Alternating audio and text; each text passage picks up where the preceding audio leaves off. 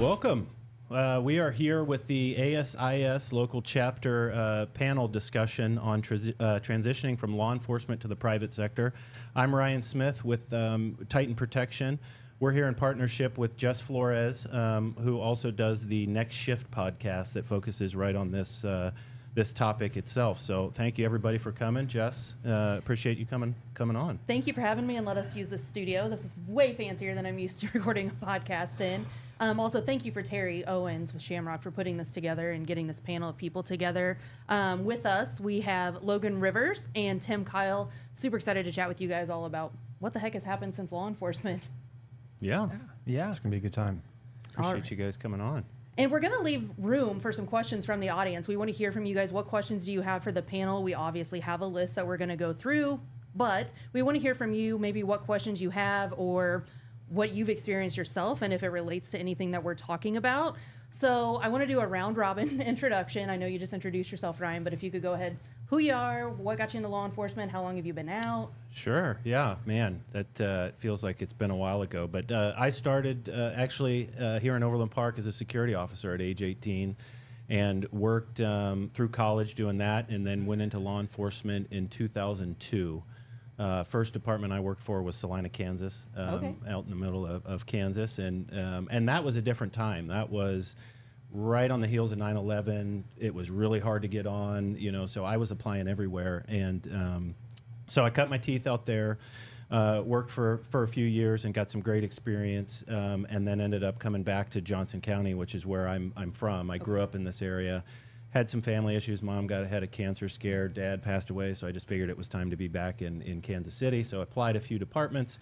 Roland Park up in the northeast Johnson County was the first agency that took me. So went and worked there for several years and was kind of at a point where I had always had aspirations of starting my own company. And so I was trying to balance that. At the time, I didn't have a family.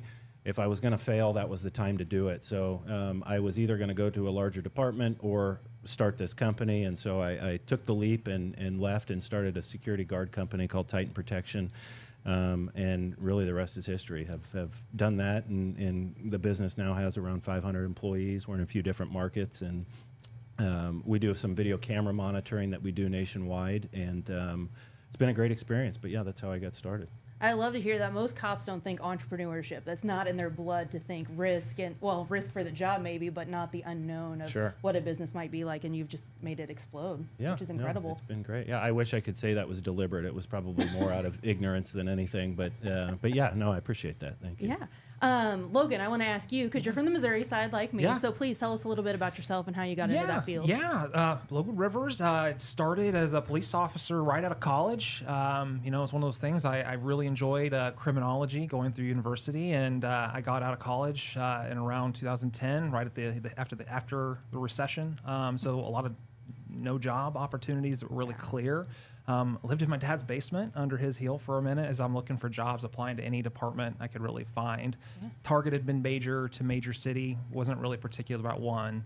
And Joplin, Missouri was the first one to call me up and say, hey, we'd love you to come down. And I remember you're touching on how scarce the jobs were. And I remember 115, 120 people applying for 5 positions in the room, and how, I was like, wow, I made it. I guess I'm a cop now. So, but yeah, worked at Joplin for 8 years, got to do a little bit of everything from 2010 to 2018. Started as a patrolman, cutting my teeth, overnights, eves, and then found myself on days, gotten tight with the traffic guys. I get a lot of flack probably, but I really enjoyed traffic. Didn't ever have a desire to go towards detectives. Did that, got on the motor unit in Joplin, and that the last 5 years I was on the force. Moved out in 2018, like I mentioned, took an opportunity with Amazon in their loss prevention department in Kansas City, and then quickly worked up the ramps, which we'll talk about, I'm assuming, a little bit more, and then found myself most recently at Ulta Beauty doing regional level leadership for their corporate team. So I love that transition. I really hate that you're the guy that gives us all a bad name in the police world for their traffic love, but that's okay. We'll move past that, and I think there's so many people looking to go corporate security with either what you're doing or what you went through. Amazon is a huge company and very police friendly, which I think a lot of people want to hear. And just from what I know from personal experience, it's a hell of a process to go through to get there. So it's another one of those things, almost like policing, where you get in and you're like, holy crap, I did that. I can be proud of this. And who doesn't want to work for Amazon? Absolutely. Right. Tim, let's move to you and tell us a little bit about yourself and your story. Yeah, Tim Kile. I started out in executive protection. Was working for a religious figure. I was traveling around 320 days a year. When you're 18, 19, 20 years old, it's kind of the life. You know, you get to see the world, you get to do this. Yeah. And then I met my wife, and if you are married, you know, if you really want to have a marriage, you actually have to see each other. We wanted to have a family. Weird concept. Yeah, part of having a family is actually, you know, that one moment, those special moments that you have conceiving children, and if you're in two different nations, kind of difficult. So as I did my travels, we did a lot of domestic things, and I just found that some of the people that I really enjoyed being around were law enforcement.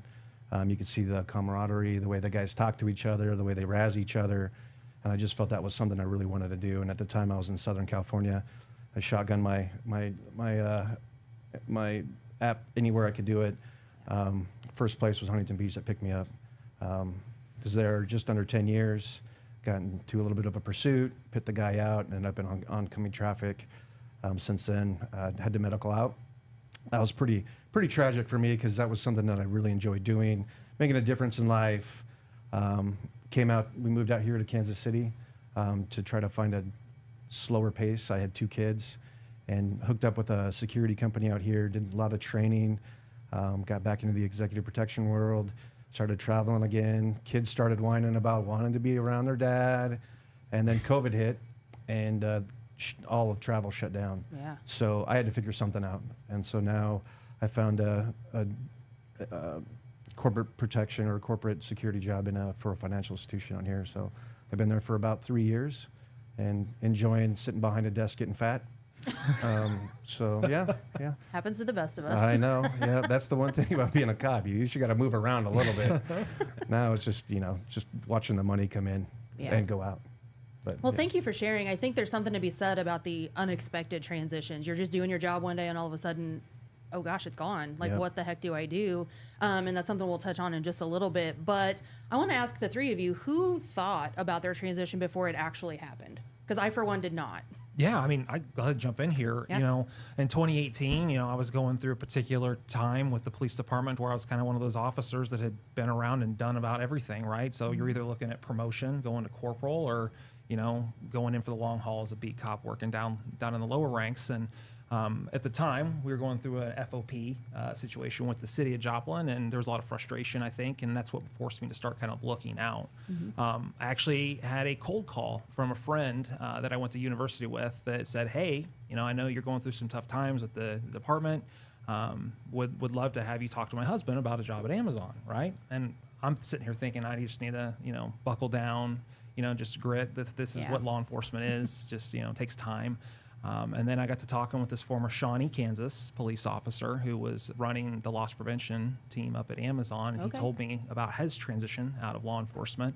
And he really kind of put that bug in my head. And he said he'd be hiring in about a month or two.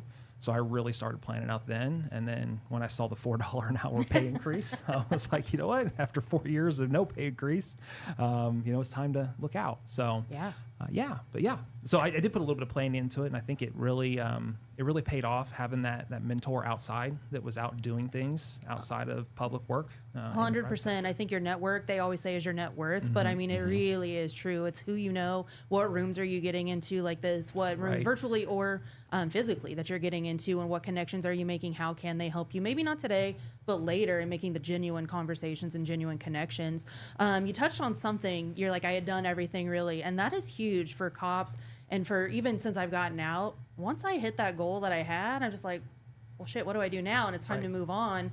So talk about that just a little bit. You hit it all. You're like, all right. Did you just say, okay, well, I'm going to try a new challenge? Yeah, or? and I think there was a little bit of disappointment too, right? When you work for a mid-major city, there's just not going to be a lot of opportunities to promote to corporal. And, I went through the testing process and I did make it, right? I just wasn't picked out of the handful of folks, great officers that went through the process. And I saw myself waiting for another 3 to 5 years, with the rotation and the list that they build up. So, I think that's really what caused me to think, okay, I need to do something else Yeah. to maybe transition my family and myself, or what this looks So like. what made outside. you want to go that route, maybe Amazon or corporate security versus another department where maybe there was more opportunity? Right. And, when I got out of college, I thought, I wanted to go work for a big city, Wichita, Kansas City, somewhere close by, growing up in Kansas, and going to Joplin, it was that mid-major, right? And, I always wanted to be in the city, right? And I think that's where opportunity was. And, when I left Joplin, it was a 200-mile, move for my family, selling house, moving family, Yeah. moving kids, up for an opportunity that is hourly. And to be honest with you, it was an hourly opportunity that I didn't know if I was going to cut it or not. So Right. I think, I got over this ability to take a risk. Right? I think that's what a lot of officers that I've spoken with over the time that are looking out, they're afraid of that jump. They're afraid of that leap. Yeah. So, I think that planning is what, that planning with Chris, I'll give him a shout out, Chris Dunn, he really kind of put me in the mindset of stepping out of law enforcement into the private sector. Yeah. And he did that over about a month and a half of communication. So. And one thing I want to touch on while we're still having this conversation is you had a family. So the transition is never easy on just us ourselves, but you had a family to worry about and to think about. What was that discussion of, I think I'm going to give this a hang up and go try something else? Like, Yeah. what was that like for you and your wife? It was, I think, tough personally because I was on the motor team. I was really proud of what I did as a motorcycle unit. And, giving up the Harley, giving up, the badge, the uniform, when you do a job, I'm sitting here at 8 years, but it becomes who you are, part of your identity, Yeah. right? And I gave that up, My ex-wife at the time was very supportive of me, but not necessarily liked the role or the Right. job. So she was ecstatic moving into the Kansas City area. My kids were still little enough. I thought, this is the time, right? They're not Yeah. going to remember anything from Joplin. Let's make this move now. But to be honest, it was kind of scary because there was not really any safety net. Yeah, So, for sure. yeah. So the move was sad. I remember sitting with the chief of police doing my exit interview, and just to get a little vulnerable with you guys, I kind of cried a little bit. I was, Sure. because Yeah. these are the people I've been working with, and been in shootings with them, chased bad guys, seen horrible things, and here I am going to work in a warehouse at Amazon. Right. Yeah. Did So- you have any involvement with ASIS prior to that, or did you I did look not. at them as So, a resource? Like I mentioned Chris earlier, Chris was a member of the ASIS Okay. community, and he went for his CPP back when he was my manager at Amazon, and got that, and really kind of started putting that bug in about these professional organizations that really can network people, Right. especially ex-law enforcement, back in former military, to throw Yeah. those crowd in there too. Yeah. And I really credit him for really kind of just opening that door and having those conversations. So Yeah, I love that. Tim, obviously you don't get to plan that you're going to go to work, you're going to be involved in something, and your career is going to end. I can attest to that as well. But maybe like me, you have this happen. What's the word I'm looking for? You fail to acknowledge that it's happening. You're like, nope, it's not over. It can't be over. There's no way. So Yeah. can you walk us through that a little bit in that process for you? Yeah, just the acceptance of it. That's always the difficult part because you go from making a difference, at least you feel like you're making a difference, to now I'm in a warehouse staring at something, Right. or you have to deal with real humans versus ordering people around and they actually listen to you and do mostly what you ask them to do. That was difficult. It was also difficult for me to move from my space, which was the West Coast. Love the West Coast mostly. We just needed to find a place that was a little bit cheaper where we could afford, maybe I could live off what my medical pension could give us. And so coming out here, starting all over, I literally was in a bathroom for like 3 months, standing on my porch with coffee, just trying to figure out what am I going to do now that I have to grow up. Yeah. So that was a difficult time. Lucky, the roads that I had done in executive protection prior to being law enforcement, being close to LA, I did a little bit in LA. I wanted to get out of just security in general because I was kind of burnt out. Wanted to get away from guns and bulletproof vests and the stress of any moment now it could kick off. And so I tried photography for a while. I learned I don't get along with some people. And so I got back into the security world, did some training, got involved with a really good company out here, and then just kind of tried to use some of the experiences I had as law enforcement in the security world, which, you know, there's a little bit easier transition to like a Titan or to any other companies out there. But I got involved in ASIS early on when I came out here, made some really good connections out here. It's just one of those things where it is who you know. It's better to get the job that you never interview for. Right. And 100%. so, I learned that from Terry Owens. Don't give him credit for anything. I try Come not on to. now. I try not to, but his bald head is just he's so cute. Terry's not in the room, just everybody. He's going to hear this. He's listening though. He's listening around the corner, so We're going to see him in that window pretty soon. yeah, no, but just coming to the realization of, hey, this is not what I'm probably going to do for the rest of my life now, and you know all the aspirations you had of working some of the very cool details that some of the officers get to do. That was a huge disappointment for me. And I think the biggest transition for me was making a difference, seeing bad guys go to jail versus coming out and now you're in the private world and you're helping other people make money and you're not, it's just that transition for me, and still is a bit of an issue. So Yeah, and I'm glad you brought that up because purpose is huge for law enforcement. We all feel like we have one, and it is serving our community.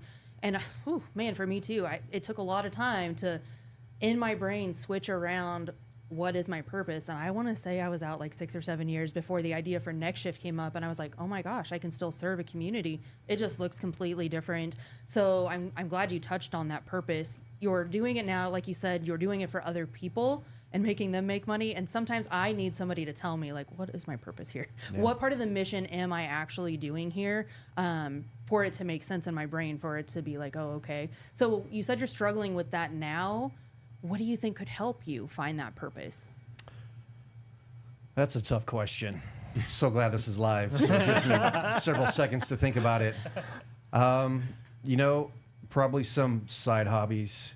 I'm getting involved in something called the Battle Within. Yes. And so that has kind of helped me. There were some pretty traumatic stuff going to being a cop in California, as you can imagine, some of the calls we had to go on. Some of the SIDS calls were a little difficult for me, especially when my kid was about the same age. And so when I was given the opportunity to retire, I didn't really fight it. Yeah. I do regret some of that some days. Now I look at the culture now and I'm like, well, I'm kind of glad I didn't fight it, because the Amen culture to now, that. being a cop, is Right. I respect any guys that are in it longer than 20 years. You're made of iron. You could probably spit acid if you had to, these guys nowadays. But yeah, no, it was tough, but finding something outside where I still feel like I'm doing something. Yes. Right. So, helping some guys with some PTSD or just anything that I can do where I don't feel like I'm just pushing paper around. So hobbies, but just anything that I can find, just to try to make a difference in somebody else's life other than mine. I find it's getting there. It's getting better. But yeah, things like that for me are big. Yeah, So, really paying it forward with what you do know and what you have been through and how it can help that next person coming through, I think has been one of the lifesavers for me personally. It's one of those things where sometimes we just have to take a job and we have to do it. We have to make our money, make sure our bills are paid. Right. And one thing I like to tell my clients is, what were your passions? What did you have a passion and purpose for?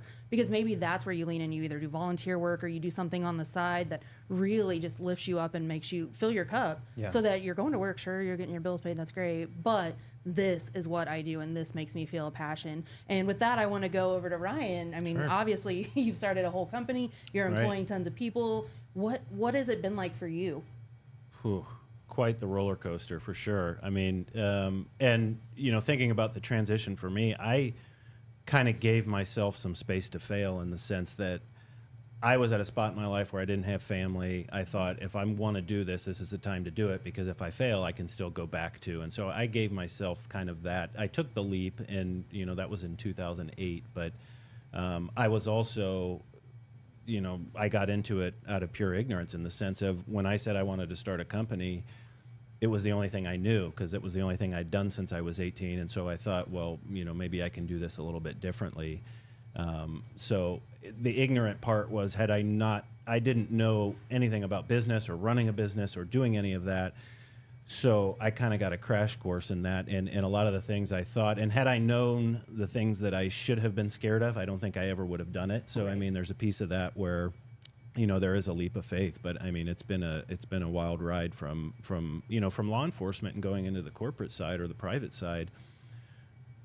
when you're in law enforcement, nobody talks to you about spreadsheets and numbers, and it's not a revenue game. It's a whole different, you know, the wins are different. And so you get into the private sector, and I think that's the same whether it's for business or, you know, whatever it may be. We have people to answer to that are interested in the dollar and cents and the money, and so that's a whole different world of blending those things together. And I think that can be quite a shock for folks coming from one side to the other, is it's a completely different language, completely different culture.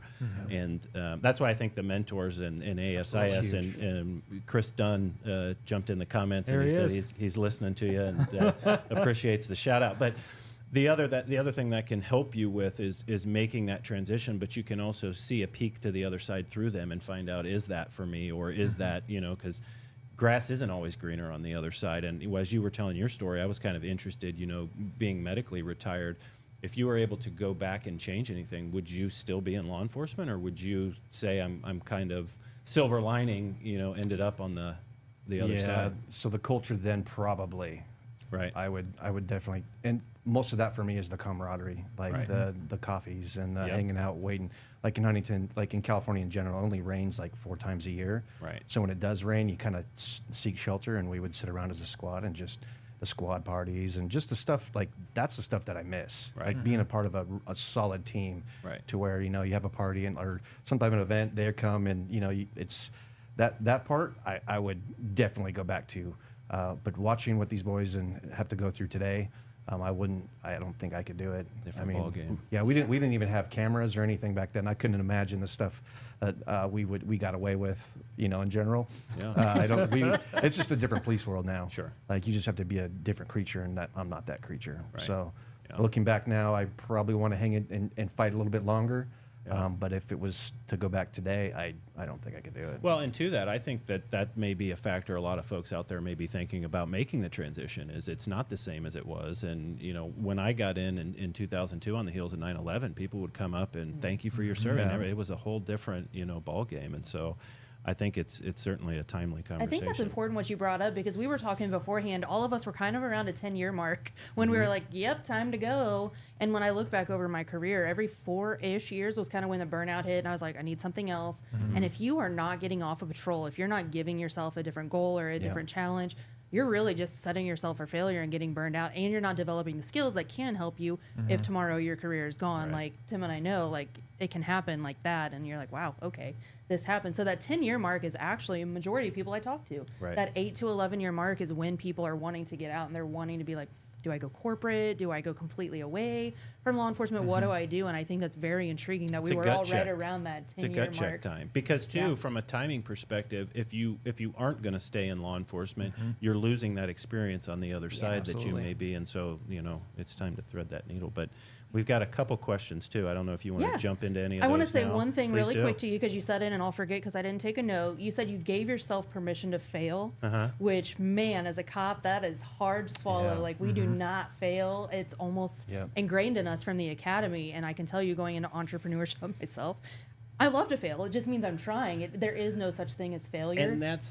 huge. You knew that. And I'm a really competitive person. So when I say I give myself room to fail, it was more the excuse that I wasn't letting my family members down, or I was allowing myself to fail for myself in the sense that I wasn't taking anybody else down with me.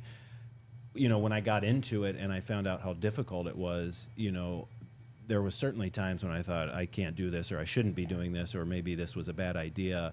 And so I think just having the grit to keep putting one foot in front of the other is also part of it. So when I say I gave myself room to fail, I also wouldn't let myself, I mean, that's also part of what helped me keep it going, was not giving up and allowing myself to stand back up. And keep entrepreneurship moving. is not for the faint of heart. I've learned you've really got to have some oomph in there to keep going when it's like, oh man, what's happening? Yeah. It has its good days and its bad days for sure. Well, go ahead with those questions. What do we got? And starting here, I want to think the first one that came in was talking about interview selection process, and what's the biggest mistake you see law enforcement officers make during the private sector interview?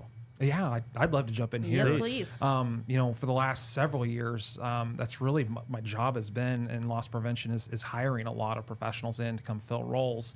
From Amazon, when I ran the Chicago region, you know, covering a vast part of the Midwest, I was hiring folks that were in the hourly level role sets that were doing investigations. I was hiring managers that were coming in, and I had lots of law enforcement folks that would apply through the roles. And anybody that's listening today that's applied for an Amazon job knows it's tough, right? It's tough to even just get a response back, one. But when you do get through, there's a whole series of panels and different interviews that you have to go through. And the biggest thing that I would coach my LE and my military folks through was find a way to turn the story of what you did on the street into something practical in the office, right?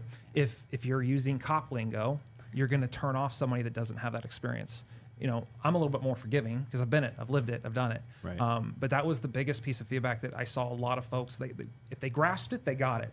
Right. But if it didn't make sense to them, they weren't necessarily all the way out of law enforcement anyway. Right. Because I found that the officers that were wanting to get out of law enforcement were finding ways to weave their stories, their experiences into an office setting rather than, you know, I chased a bad guy down the street, you know, and then I took evidence. And again, where a mentor can come in, somebody that's been there, Absolutely. done that, can help you with that lingo or the formats of questions and interviews and answers and things like that. Absolutely. And follow your formatting too. If you get a guide, if you get, you know, preparation material, stick to it. Don't just think I can nail this interview. You know, really take it what it is. I know Amazon and both Ulta Beauty, when I worked there, it was really about situation, task, action, result, right? And tailor your questions that way. Yep. You know, tell me about the situation, the task that you took, the actions that you did, you know, and then the results. Yep. So.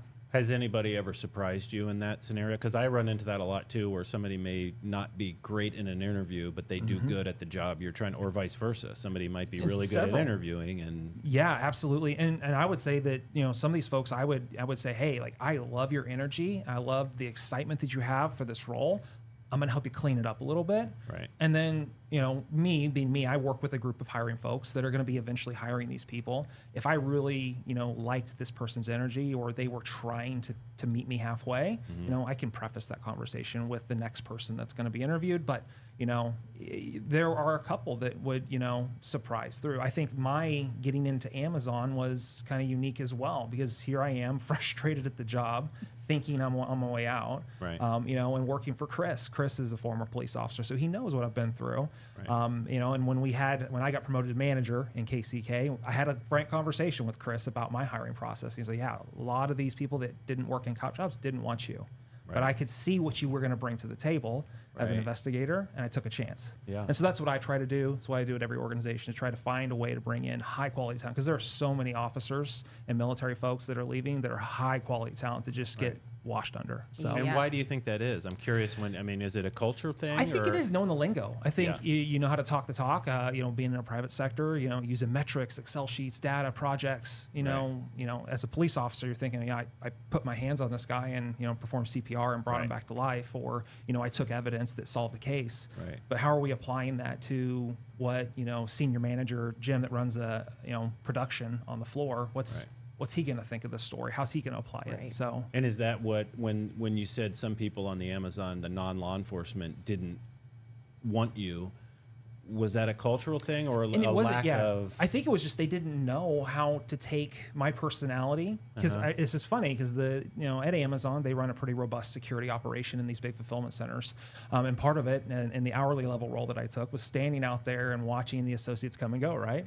Well, you know, I had a manager that was not a law enforcement officer come up and tell me, hey, Logan, you need to politely remove the stick from your ass. Right. Because, you know, you got that stance, you got that stand, you're standing there, your authority, and then you move into another role. And I think that's a big thing for applicants to really remember. Like, you're no longer the person of authority. You're now the person that is going to be working for the authority. Right. So, and it's a little bit different. And can you talk about that for a minute? Because I think that's a huge culture shock. Somebody else was just talking about going to, I want to say it was Ulta, and you basically have to stand by and watch people steal things when you're no longer a cop, because of the rules and things that are out there now, or Best Buy, I can't remember. It is. But what is that like I was a cop yesterday, today I am this loss prevention person, and I really just got to let a lot of things go. What was that like, and how did you fight through that, I guess? Yeah, and, you know, organized retail crime is a terrible trend that's going on across the country right now. It's not just Ulta Beauty or even the Amazon retail fronts, but I think from a law enforcement perspective, coming from LE into private sector, it's really understanding the role and putting on a different hat. I think a lot of us, you know, think that, you know, we've talked about wearing the uniform becomes part of our identity, and you have to be able to shed that, or at least put it in the closet, bad pun, I don't know, but just get rid of that Yeah. persona and really think with a risk mindset rather than, an action mindset, right? There's, for sure. I mean, obviously there's a time for action, right? I got a specific, for instance, at Amazon where a gun fell onto the floor, right? Obviously, I'm going to go pick up that gun, I'm going to secure it, Right. and I'm going to, make sure it's safe. Right. Found out the hard way, that's not what we do at Amazon, right? I did what I thought was right, but Right. it ended up, being something different. Good learning lesson. Sure. But that's where those mentors and having people above you, having that sponsor, so Yeah. to speak, above you, really help out in that transition. How long did that take you to kind of shed that cop mentality and cop mindset when you were at work and adapt what they wanted you to do? I still struggle with it a little bit, to be honest with you. It's because, like I said, it becomes your identity. Yeah. But it took me about a year of really forcing the smile on the floor, because you walk around and you kind of get that cop face. Well, and it's a service thing Yeah, too, because yes. you don't run into that in the public sector. It's not like if somebody doesn't like how you're treating them, they can say, "Well, we're going to use your competitor police department." There's Right. a very so it's not needed. But you Yes. get into the private and you find out really quick that a smile goes a long way, and people does. have the option of saying, "We don't want to use you. We have other options," and I think Right. that can be a culture shock for law enforcement. Absolutely. Losing our directness a Yes. little bit. Yeah. Yeah, those soft skills, they're super important. They are. Yes. Very much so. What other questions did we have from the All audience right, for now? so somebody else asked, how do you get into executive important figure protection? I think that one might go to you. That came Yeah. after you were telling your story. Yeah, and no, your I've, background. I've probably got close to 20 years and I've been to 45 countries. I've done a whole bunch, and it is who you know. If you're a little bit younger, if you're just coming out of the military and you have the GI Bill, there's a couple good schools in Vegas that you can go and they'll pay for it. That starts to create your network. Because a lot of those EP schools, executive protection schools that you go to, what they're really doing is they're just cherry picking.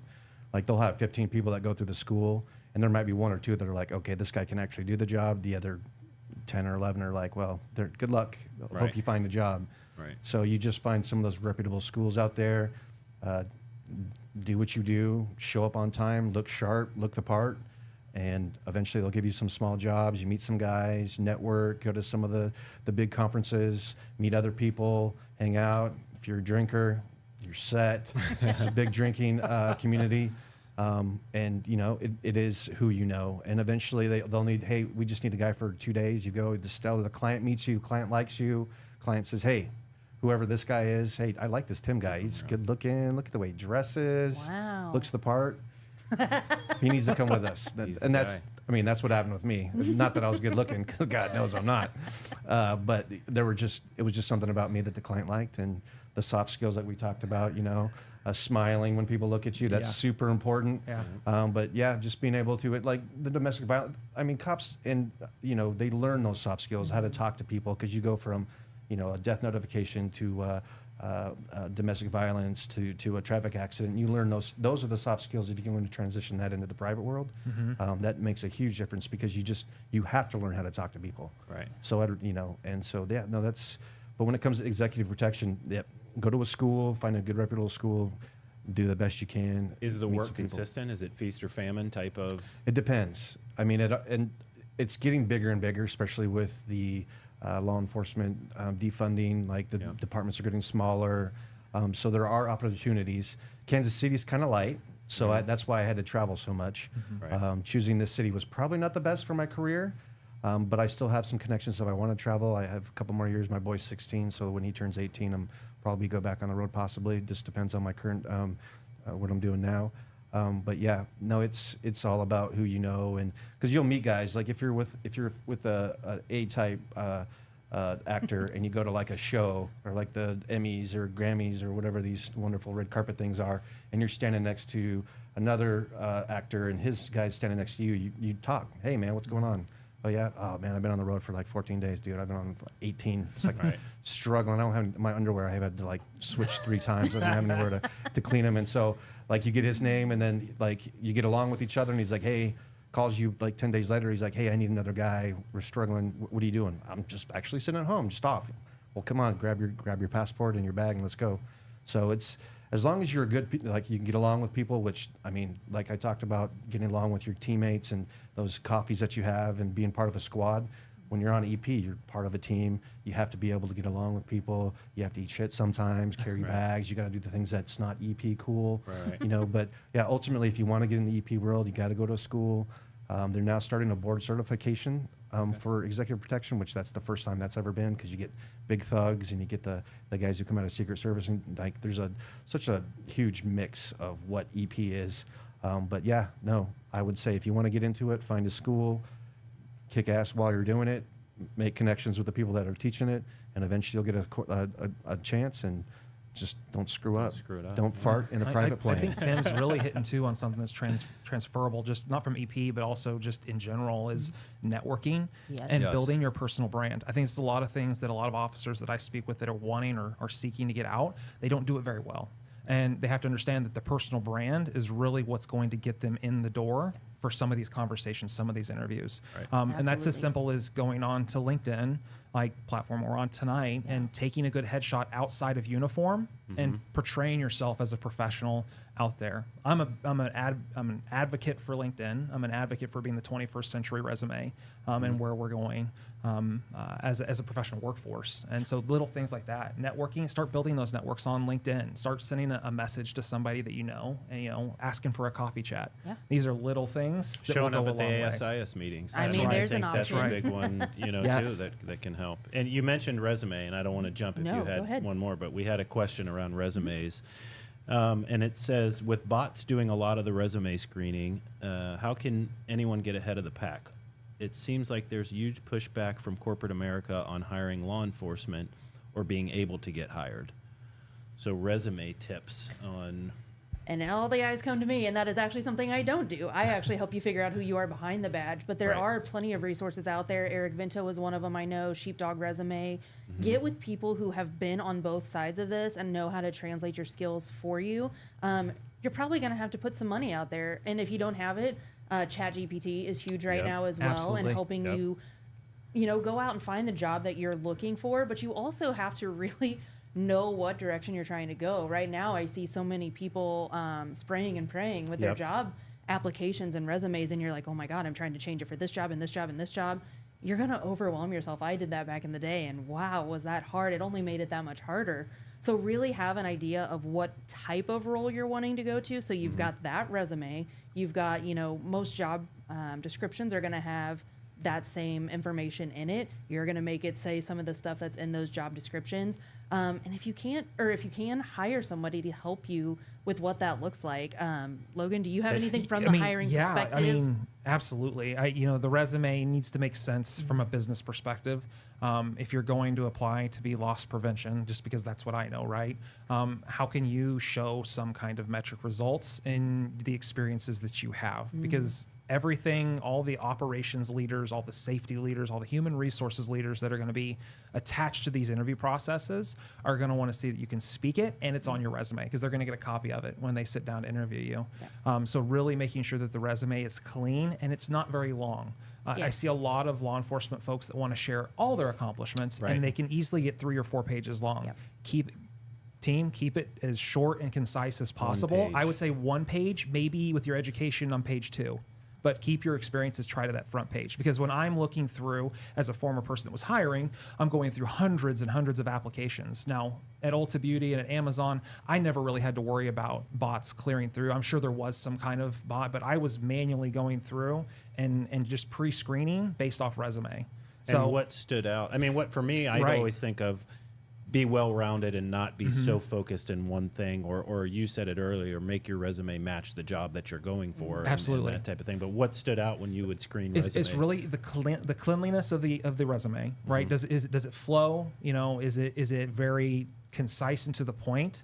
And then, to be honest, I'm looking for somebody that shows that they're not necessarily a job hopper. And what I mean by job hopper is, because this is changing pretty dynamically as we kind of move forward with the job market. Like, if you were in law enforcement, right, and you have a history of jumping, every 6 months to a new agency, that's something you're going to have to be prepared Yep. to talk through, right? It's not necessarily a death sentence, but maybe even pull some of those agencies off that maybe weren't a great experience. And that way you can focus on what was and what sells you as the professional you are. I couldn't agree more. The biggest red flag is the multiple job history. If somebody's had 3 jobs in the past year, why are we going to be any different? And I think if some people have a good answer for that, maybe it's family issues or moved around, or if you have a good answer for it. But yeah, the job hopping thing is a challenge. Yeah, and like I've noticed it too. Coming from Joplin, I work 8 years with one agency, right? And as these officers are coming out, I encourage them, hey, if you were an FTO, make that a secondary promotion point within your experience. Show promotion trajectory as well. Something that I do on my resume, even though through Amazon I went through several promotions, I show every promotion as some kind of step or nod to the person maybe reviewing the resume that, hey, this person has not only delivered results, but they've also been able to promote within the organization. So I think that's important you touched on that, because a lot of people are that 20 and 25 year mark that are getting out and now they need that second career. Right. They're looking for that second career and they're like, I've got one job on my resume, which is not the norm. But when you can show those different steps that you've taken, you've at least got something on there. And it doesn't have to be big things. It doesn't have to be I was promoted to FTO, I was promoted to the traffic unit. It can be, I got a professional certification in this, and then, I led, several high profile cases. These are things that we can use to really, streamline that resume experience for the person that you're throwing it in front of. Yeah. So, and the people that are still in, you have the opportunity to look at your stats and get your stats, because metrics were not a thing on a cop resume. We never looked at that. And it's a word we've heard more often is like, you've got to have metrics on here. They need to see some numbers that are going to jump out and show what you've done and what you're capable of doing. As a loss prevention professional now, working with several different organizations in different levels, I can tell you that the people skills that officers put on their resume, is very big to me, because you can be taught anything in the private sector. You really can. But I want to know how you are with people. Yep. Yeah. And I think that's where officers excel in this process. They kind of undercut themselves, is that's all you do every day is talk to people. Right. So use it, leverage it. Yep. And I think that's where your network comes back into play as well, is when you can't see for yourself what all you've done or what accomplishments you have, talk to somebody and let them help you see what you're saying. Hold that mirror up and be like, you just told me all of this. What do you mean you don't know what you've accomplished or what you've done in your career? I think that's very, very, very big. And speaking of network, I think that's a great transition. One next question we had is any tips and advice on building up the network? Because I agree wholeheartedly. I think networking and who's in your network is everything from that piece. I think finding somebody that has a job similar to what you're looking for to be able to find out, was it everything they thought it was, how they got there, how did they do that? But I mean, I still go back to ASIS is just a great way to get involved with some of those folks. But other people that have made this transition know what you're going through and are more likely to help you out. And so I think reaching out and identifying a few people that have done what you're trying to do is a good way to Absolutely. And there's finally a network of people who have done law enforcement and are now willing to talk about it, because back in 2016 when I got out, nobody was talking about leaving law enforcement, especially on purpose, or what the transition was like, or, oh, I had a family and now I'm leaving. And that is so much more of a topic now, even mental health. Hey, I left for my mental health. This just wasn't it anymore. And I think that's huge. People are willing to say it, but start that network somewhere. Start it on the job. Stop being so afraid to talk to people. Every role you take, I remember being a detective. You're meeting a whole new group of people when you become a detective. When you become a sergeant or a supervisor, you're talking to a whole new group of people in a whole different way. And I think starting there, get on social media, and maybe not Facebook because it's nothing but drama, no offense, but get on LinkedIn, where it's a professional platform where people are there to network for business, for what that next step is. And like I said, there's a whole group of us out here now willing to talk about this, and I have yet to meet one who's like, nope, not going to talk about it. Right. Yeah. Right. Everybody's very willing and open. I mean, I met Logan on there, for goodness sake. Yeah. And I met Terry on there, and I used to work at his department, but had no clue who he was. And so now it's like this whole thing. And then I Sorry meet to hear Logan's. I know. But I meet Logan, and now I have access to Logan's network. When we comment on each other's things, or I get on your profile or Tim's, and everybody is just collaborating. When we tagged each other on these posts, everybody's network is getting to see that. Right. So maybe you're scrolling through and you're like, oh, I like what that Logan guy said that one time. He's going to start looking at you and seeing what you have to offer. And then it's going to lead to somebody else. And Or hopefully warm take it. introductions are huge once you get them. Yes. Well, yeah, exactly. And Tim, I'm kind of interested in your thoughts on this, only because you went from not expecting it to just jumping in. I mean, did you go down that path of trying to build up a network or reaching out, or how'd that? Yeah, I'm the worst salesman for myself. I find I've done a whole lot. I at the time I didn't even think about a network. Yeah. Because the guys that I met before law enforcement, when I was working, like I said, when you work a contract and you meet other EP guys and you meet that's how you network. Like the guy next to you, and eventually he gets fired because he said something to the wrong person or looked at the client wrong. Then he goes to a different client, but then you just keep like, hey man, what are you doing this year? But it was those networks when I was sitting in my bathrobe and trying to figure out what to do in life as I stare at the bluebird chirping at me, making fun of me, where, maybe I'll start chiming in some of my guys that I know, and they're like, hey, we're doing this. What are you doing? Like, we haven't talked to you I know, I'm sorry. I'm just trying to be a photographer. And so, like, you start hitting these guys up, and they're like, yeah, we could use you, man. And so, yeah, the network for me, that saved my backside on several occasions. Yeah. I mean, it keeps coming. And somebody gave you a shout out too. Somebody says, "Don't fart on a private plane" was 100% worth watching this just for that so comment. I'm going to say right now, it wasn't me, but listening to the client, who's farting on my plane? That was probably one of the, I've got story after story about that. Good times. Good times. Did anything pop up after that? Well, kind of a follow-up. I don't know how on you recovered from that. on the resume question was, this person has 29 years of law enforcement experience with 3 different agencies. Mm-hmm. How far back should I go with my experience on my resume? And this is my personal opinion, and don't take this. There could be resume coaches out there that say use it all because Right. of your overall law enforcement experience. But I'm really looking at what you've done the last 5 to 15 years, to be honest, to be really honest, because like you might have been patrolman of the month 15 Right. times in 1990. I don't care because the last couple of years you were maybe not, right? Right. And maybe you were just retired on duty. And that was something that I struggled with, right? Is when I'm vetting through these candidates on the phone, I want Right. to make sure they're serious. Like they want to get into this for the right reason. Well, and that's a good point too, because if somebody comes and interviews for a job and their reason or their why behind it is, well, I was there for 29 years and I retired and I just need something to do, is not very exciting from Right. Right. but it's all perspective, right? Mm-hmm. If you shift that to, I had great 29 years, I have all this experience, and now I'm just hungry for chapter Right. 2 in my life, and this is what I'm really passionate about. That's a different conversation than, my wife wants me to get out of the house, and Mm-hmm. which happens. I've had that in interview where people just say, well, I'm just kind of looking for something quiet where I can hide and, Right. okay, well, Know thyself. right, right. Well, I think we were talking a little bit on it, but like the community outside, once you step out, is something that we were a little bit discussing earlier before the start of the show.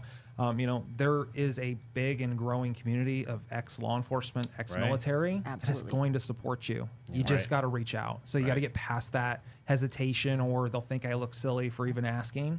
Like those cold messages on LinkedIn, I can't. If you're looking for a role right now, Right. get the LinkedIn Premium. Not an ad or anything for them, but Right. get it. Start worth it. networking and sending messages to people. You might not hear back from 10, but the one that you do hear back from could change your life. Right. So like that's why I advocate for LinkedIn so much. Right. So there are spammers, there are things, just Oh, to use yeah. general thing. And on awareness top for of that, them. I really think community in general is huge. It's also your network. So don't get stuck in this virtual world that we're all living in with LinkedIn. Who do you know in your real life? What communities do you have? Do you have a church community, a gym community, a school community if your parents, all of these different things. And it's one thing I tell clients, I need you to make a list of 5 people you know in all these different categories. Your ex-coworkers or current coworkers, your service providers, your doctor, your dentist, your car person, all of those things, your friends, your family. There's another category somewhere in there. But make a list of all the people you actually know in real life and talk to them. Hey, Yes. I'm looking at getting out of law enforcement. Do you know of any opportunities? What opportunities do you have? Right. Just ask the darn question, because it's always no if you don't just ask. Right. And that network may also be people that have never been in law enforcement. I mean, it may be Absolutely. folks that are in the type of business or, line of work that it may be. But, and to circle back, when we were talking about, and you were just talking about kind of leaving, that's one thing that all got our heads nodding was we were kind of surprised that once you're gone, how quickly you're forgotten. And, yeah. and I think that got everybody's head nodding was, And for me, I did have a worry leaving that, that's my identity. What am I going to do? Who am I going to be at that point? And there was, I still keep in touch with, and somebody made the comment, you learn real quick who your friends are. And there are still people I keep in touch with, but it is, when you're out, you lose contact with a lot of those people. The department I worked at, I don't know if I know anybody that's still there anymore, but it's easy to. And on the same token, I thought I was going to be lost without that identity, and I was surprised to find out that I wasn't, or that it wasn't everything that I was, or anything like that. But I don't know if. And that's really one of those lessons learned, is that it can't be your identity. You really have to keep people outside of law enforcement, hobbies outside of law enforcement, something outside of law enforcement while you're in it, to keep those connections growing and give you opportunities later. Because I remember that advice in the academy. An academy instructor said, make sure you maintain relationships outside of law enforcement. The friends who are not, that you have now that are not in law enforcement, keep that going, because it is. Sometimes you do this job and you see the worst in people, and it becomes an us versus them mentality. So definitely. It's tough. And you're doing nothing but hanging out with cops, off duty. So you're talking about work and how mad you are. Keep that separation. You need it for yourself and your mental health and your family when you've got a family. But to your point, there is, that's what's fun. Cops have a dark sense of humor that, don't. Nobody else can make fun of a dead body like a cop can. Exactly. So we went there. It's tough to, and it is good to have the camaraderie and keep those relationships with the folks that you work with. But yeah.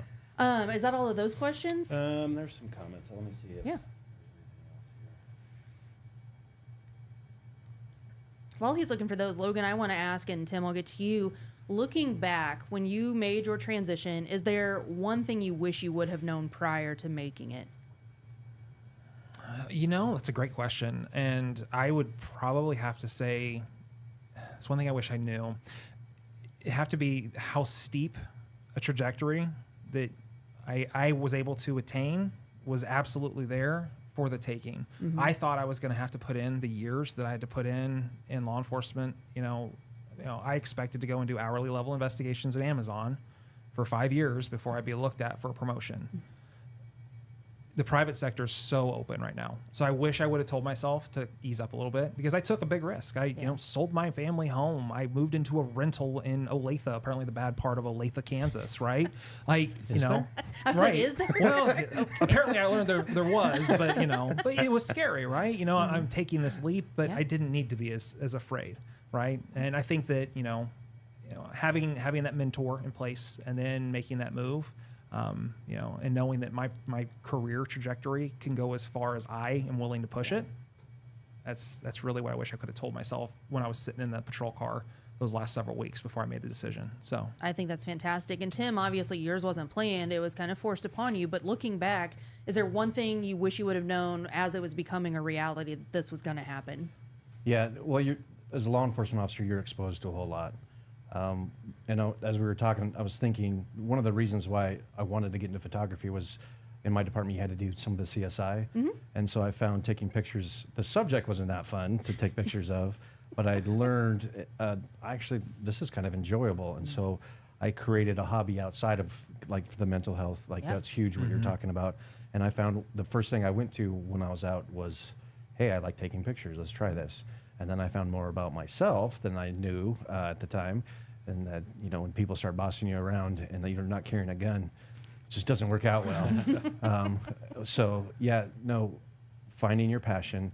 And the thing that I'm learning now, my work may not be my passion, but I work to do my passion. Yes. So even if my job or the people I work with or whatever space people are in, if you're not enjoying it, just think of you're doing it for your passion and what you're going to do later. So those things, just finding your passion. If you find something you're exposed to as a law enforcement officer, maybe start a hobby doing something, and that's the whole starting your own business. And that's where it starts is, I really enjoy doing this. And, you start getting out and you start, like most firemen, their real jobs are tile or something like that, Right. Firemen. Logan and Jess, probably for you too, I was just kind of thinking and interested, did you have a job before you left, or did you leave and then find a job? Go So ahead. it's a great question. You know, I grew up with my father, you know, and he, as a boomer, you know, Right. he, you know, make sure you have a job before you leave the other job, right? Which I think makes sense, right? Leaving that does. first job, I needed to have something for my family, for my kids. I was a single income provider for my family at the time, with a stay-at-home wife, you know, so it was one of those situations I had to have it, right? But yeah, I really think that, you know, having it was, you know, going through that process the first time. I remember being told what an RSU was as a new private sector employee. Like, what's a reserve stock unit? What is this? What's a sign-on bonus? You're just going to give me money Right. to just say yes to this job? Like, what is this? So, yeah, What is that? Yeah, I would. I was like, am I the only one wondering what that is? I would not tell retiring law enforcement to be afraid of it as much as I would somebody that's thinking about a mid-career transition. Right. Because the amount of backpedaling you're going to have to do if you do step back into law enforcement is going to be significant with the Right. mid-year career that you're leaving behind. Right. So, Yeah. And I think my perspective is a little different because, like Tim, I failed to accept that my career was over. So I had surgery in February of 16. I didn't actually turn in my papers until November, but I was still thinking about a second surgery. I need a second opinion. I need all these different things. There is absolutely no way I can draw my gun again because it's a hand issue on my gun hand. I refused, though, that whole time. Did I look at a couple of jobs? Sure, just like as a backup. Didn't have it. And then it came time to turn in my papers, and I didn't have one. I was on long-term disability, so there was some cushion there, but that's not a lot. Right. And at the time, my now husband was moving out of state to work in another agency, so we had decided I'm going too. And it took from November until January to get hired, and TD Ameritrade Financial Services was the first one. And I applied for law enforcement type jobs. I applied for insurance adjuster type jobs. Every job I thought I could get as an ex-cop, and nothing was happening. And I was like, what in the freaking world? Why was I a sergeant by 29 and I can't even get a job in the quote unquote real world? I was so dumbfounded, and I was Right. like, what the hell? So I finally got that job, and I was like, yay, I celebrated the hell out of it. I celebrated passing with the lowest score possible for the test you had to take to get it. And then thank God my husband was like, let's go back home to Kansas City 4 months later. And I was like, yes, please, see you later. And then I did. I had to do the job hopping. But I'm thankful I did, because I was such a damn cop, and it was just in there that it took a lot to really push that out. And it took a lot of different experiences to see what I wanted. And really working with people is what I ended up wanting to do, but with people who wanted help versus forcing my help on people who didn't Right. want it. And so it took all that time and all those different roles to do it. Please have a job before you leave if you can help it, or at least have those lines in the water with your network. Yeah. It only adds to the stress of losing your career or Right. quitting your career. When Makes you it lose more it, oh stressful. man, whole Yeah. different set of emotions for sure. Sure. I can imagine. Yeah. One of the other things I think of too, because I see this a lot from people making that transition, and this is probably more post-transition, once you've made the transition and you're new, and law enforcement officers can sometimes come into the corporate culture with a hammer rather than a scalpel. And that is so different because we're used to, we just take command and we do this, that, and the other, and we just make things. Safety is the most important thing, and you run through. And that can be culture shock for a lot of people of figuring out how do we communicate with non-law enforcement folks. And I don't know, have you guys had that? I'll tell you, bless the human resources professional and the operations general manager at Amazon in Kansas City, Kansas, that supported me as their loss prevention manager when I first got promoted. Because you're right, you come in like a hammer. You're like, I know incident command, I know how to control a situation. I'm lucky and blessed that at Amazon, as a former LEO, I was doing a lot of similar LEO-like things with people that didn't have law enforcement experience. So I was able to work through and navigate that. But I can absolutely see that in another corporate culture, it could be a definite problem. But yeah, I think it takes leadership. It takes, you know, selling the personality is what got me past the door. And then they were able to see past the hammer, the rough hammer of what I brought to the table as a professional. Right. Yeah, when I tried to do the whole photography thing, I learned really quick about myself. And, you know, people grabbing you and pulling you to take a picture of something that doesn't do well for my psyche. Yeah, I had one guy finger point me and I almost snapped it off and stuck it in his ear. So I figured, maybe this is not for me. I think I need to go back in security or something security based. So yeah, no, the transition from being a cop, being able to tell people what to do, taking that authority, and then transitioning that over to where I was at the time. Yeah, it was a hard lesson. Well, you always steep have learning that curve. tool in your toolkit, right? Oh, It's yeah. you do this or you go to jail. And Oh, then yeah. that tool disappears and you got to use those soft skills and Yep. figure out how do you Yeah, one put all thing that Terry together. said on the interview I had done with him was, we really just kind of beat it out of you, that we beat the cop out of you because yeah. you have to. If you're going to be successful in this corporate world, you got to lose that cop mindset.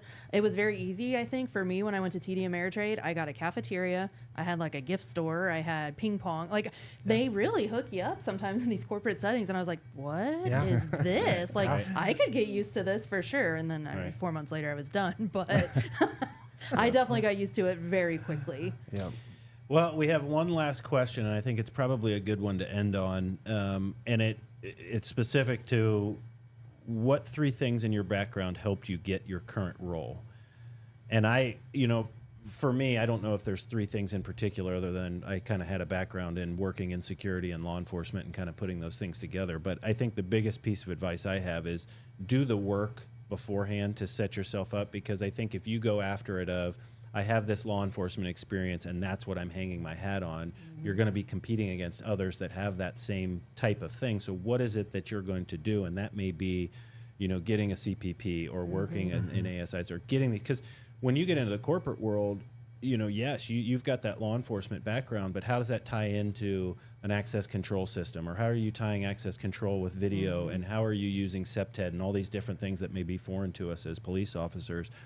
I would say do that work ahead of time to set yourself apart and set the table for the role that you want. Absolutely. And I'm going to pass for myself since I didn't go the corporate world to Logan. Yeah. I would say the law enforcement, it does help. And I think it's one thing that a lot of folks think that it's in today's political climate that is not a benefit to their resume. It absolutely is. But it's about the mindset, right? I came out of law enforcement. I felt the depression that people feel when they leave a career.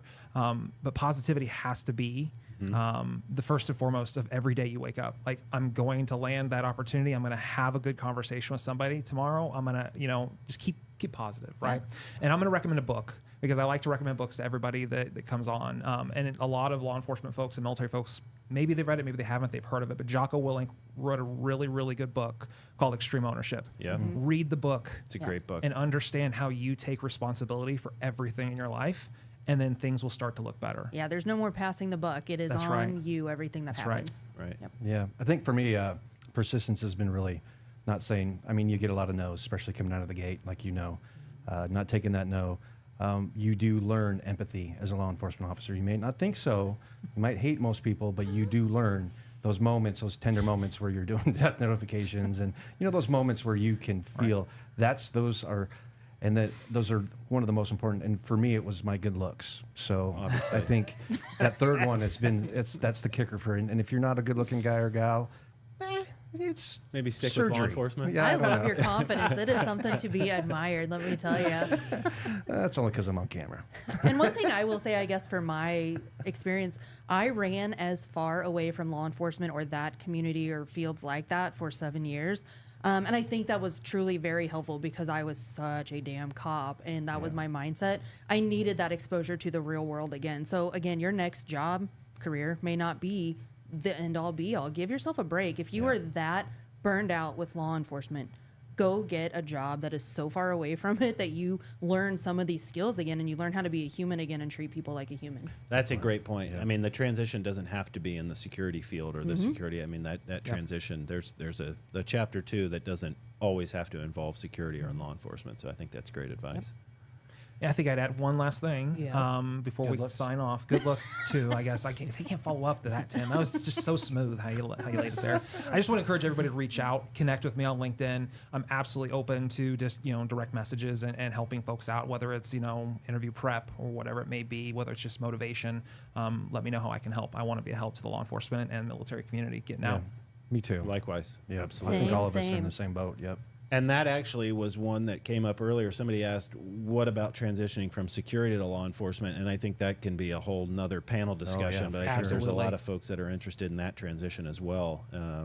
And we have a lot of folks that work for us that are looking to do that. And we do the same thing, help with interview prep and do different things like that. But that may be an interesting next panel discussion. And as one last thing from me personally, I told Terry I was going to do this. I have a Prepping for Life After Law Enforcement course that I put together based on the 6 pillars of wellness, my own story. So there's a little bit of humanness to it. It's videos, you do it yourself.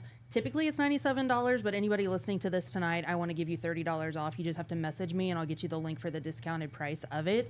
And coaching with me is usually 6 weeks long. I would like to give you $100 off of that package price as well, if you're listening to this and you're really just needing someone to help guide you through this transition. Nice. Yeah, and I think well worth it. I mean, I think that network building and resume and everything else, doing the work ahead of time is important. So Awesome. Well, appreciate everybody coming down. Did we leave Good anything times, on the table? I think we covered. I think we got quite a about as bit. much as we can. Well, Until next awesome. time. Yeah, appreciate it. Thanks, everybody. Thank Thank you. you.